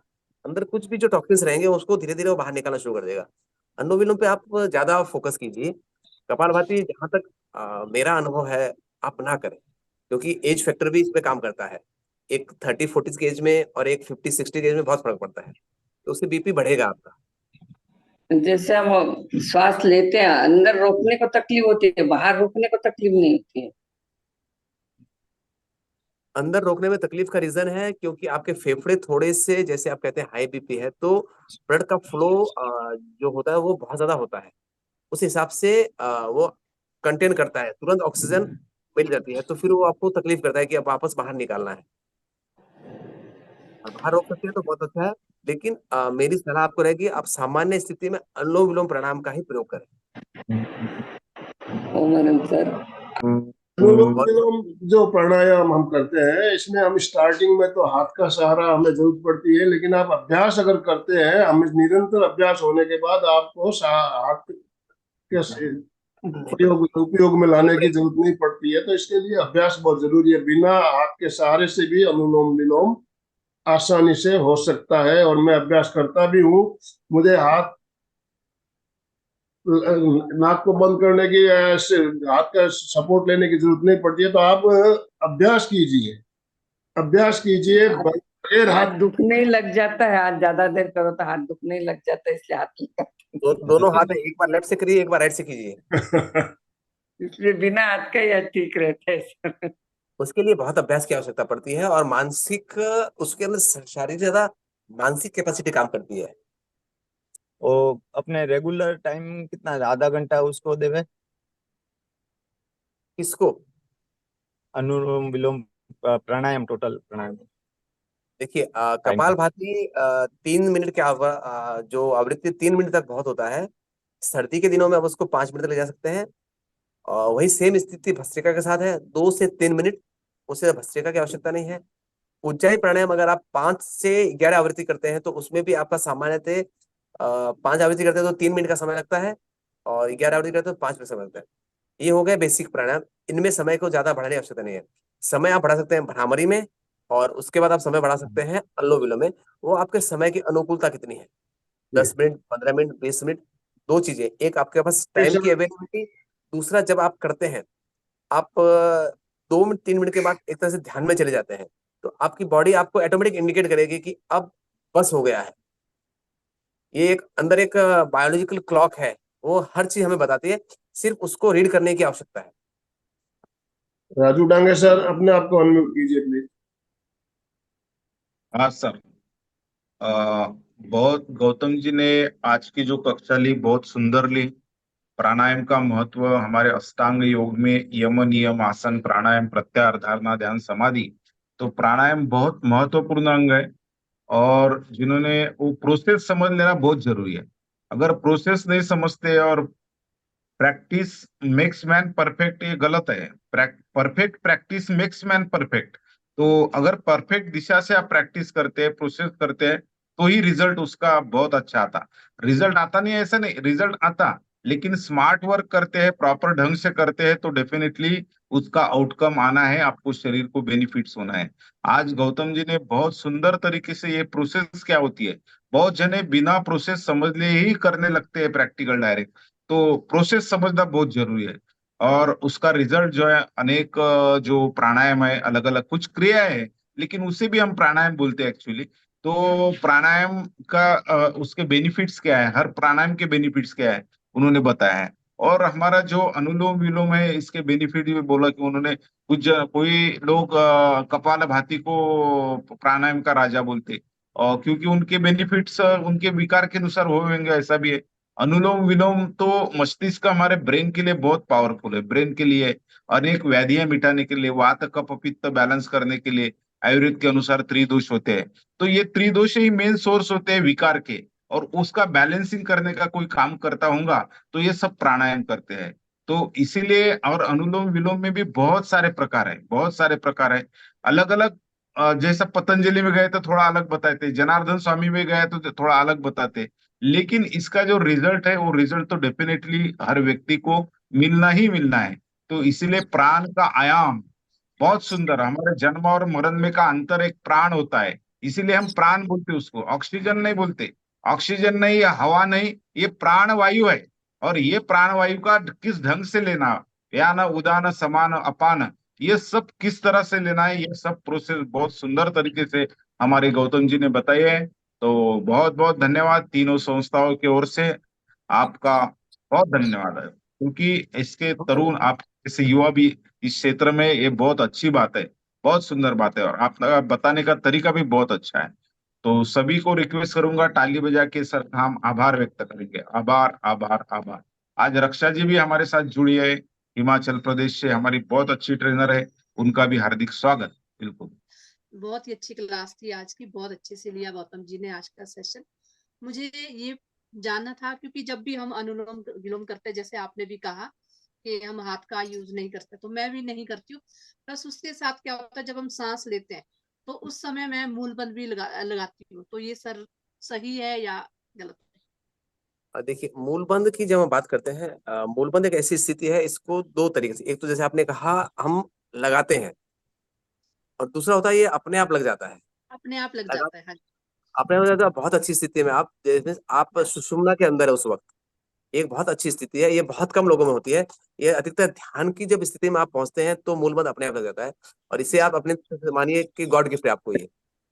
जैसे ही हम मूलबंध में लगते हैं, ऑटोमेटिक हमारा जो प्राण धारा का संचार तो सुषुम्ना में चला जाता है। और सुषुम्ना एक ऐसी स्थिति है जहां पर आप पूरी तरह से या तो एकदम आध्यात्म में रहेंगे, और या फिर पूरी तरह से विकार में रहेंगे। और जिस स्थिति में आप हैं, आप विकार में नहीं जा सकते, आप पूरी तरह से आध्यात्म में रहेंगे, थैंक यू यानी सर। आप अपने आत्मा के बहुत नजदीक हैं। सुशील कुमार जी जैन। सर, जैसे सर ने, आनंदमल जी ने बताया कि हम बिना हाथ के सारे भी अनुलोम विलोम कर सकते हैं, तो ये मेरे प्रैक्टिस है, तो इसको हम समवर्ती श्वास प्रेक्षा कहते हैं, वही है क्या ये? सेम सेम सेम है। सेम। अच्छा, और ये सही है, उपयोगी है ये? समवृत्ति श्वास प्रेक्षा, प्रेक्षा ध्यान की भाषा में उसका नामकरण समवृत्ति श्वास प्रेक्षा है। अनुलोम विलोम समवृत्ति, इसमें कोई फर्क नहीं, वो नाम का ही फर्क है। आप बिना हाथ के सहारे भी कर सकते हो, अभ्यास आपको जब हो जाए तो बिना हाथ के सहारे से आप अनुलोम विलोम भी कर सकते हो, समवृत्ति श्वास प्रेक्षा भी कर सकते हो। मेरे ऐसे हो रहा है तो ये सही है ना? बिल्कुल। ओम अरहम। दोनों हाथ जोड़ते हुए, रीढ़ की हड्डी गर्दन सीधी रखते हुए, आंखों को बिना दबाव दिए कोमलता से बंद रखते हुए, मेरे साथ साथ सब मानसिक मनी मन उच्चारण करें। मैं चैतन्यमय हूँ, मैं आनंदमय हूँ, मैं शक्तिमय हूँ, मेरे भीतर अनंत चैतन्य का, अनंत आनंद का, अनंत शक्ति का सागर लहरा रहा है। इसका साक्षात्कार करना ही मेरे जीवन का परम लक्ष्य है। हमारा आज का दिन मंगलमय हो, आनंदमय हो, शांतिमय हो। इन्हीं शुभ भावनाओं के साथ ओम शांति शांति शांति। कृतज्ञोस्मि हम सब गुरुदेव के, कृतज्ञोस्मि हम सब गुरुदेव। बहुत बहुत धन्यवाद सभी का, जो भी भाई बहन हमारे साथ जुड़े, तीनों संस्थाओं की तरफ से आपका बहुत बहुत धन्यवाद। बहुत अच्छी तरह से आज हमने प्राणायाम के बारे में जाना, समझा, और इसका वीडियो जब हमारे चैनल पे आ जाए, इस वीडियो को ज्यादा से ज्यादा अपने परिजनों के साथ शेयर करेंगे, तो जो बातें हमने जानी हमारे परिजनों तक पहुंचाने का ये हमारा लक्ष्य होना चाहिए। ज्यादा से ज्यादा लोगों तक इस बात को पहुंचाए, तो ज्यादा से ज्यादा वीडियो को शेयर करेंगे। अशोक जी स्लोगन के साथ समापन करेंगे। सभी साधक साधिकाएं एक साथ में उच्चारण करेंगे। फिटनेस का डोज 1 घंटा रोज, फिटनेस का डोज 1 एक घंटा रोज, फिटनेस का डोज 1 घंटा रोज। ओम अरहम, ओम अरहम। त्रिवेणी संगम का बहुत बहुत आभार। बहुत अच्छे अच्छे ट्रेनर हमें मिल रहे हैं और अच्छी जानकारी मिल रही है। आज का सेशन तो बहुत सुंदर हुआ गौतम भैया, बहुत सुंदर। ओम अरहम। तो आज का सेशन हम एंड कर रहे हैं।